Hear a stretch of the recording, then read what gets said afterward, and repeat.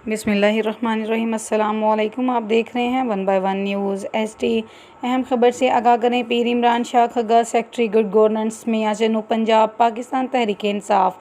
आज रईसाबाद, हुसैनपुर, आड़ी वाला तलम्बा में मौलाना तारक जमील साहब का कज़न तहसील सदर पाकिस्तान तहरीक इंसाफ मियां आमिर हसनैन सहू के चचा साबिक चेयरमैन अशर ज़कात कमेटी ज़िला खानेवाल अलहाज मियां लियाकत सहू के नमाज जनाजा में शिरकत की।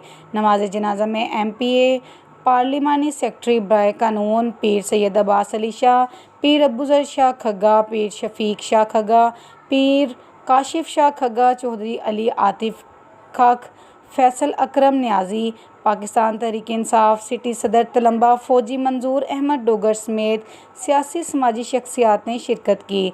बाद अज़ान सियासी समाजी शख्सियात ने लवाहकीन से इजहार ताज़ियत की और मरहूम के दर्जात की बुलंदी के लिए दुआ की। पीर सैयद ज़ाहिद हुसैन शाह बुखारी भी हमरा मौजूद थे। मज़ीद ख़बरों से बाखबर रहने के लिए हमारे चैनल को शेयर करें, लाइक करें और सब्सक्राइब करें ताकि आने वाली हर नई वीडियो आपको मौसूल हो सके। तो देखना ना भूलिएगा हमारा अपना चैनल 1 बाय 1 न्यूज़ HD।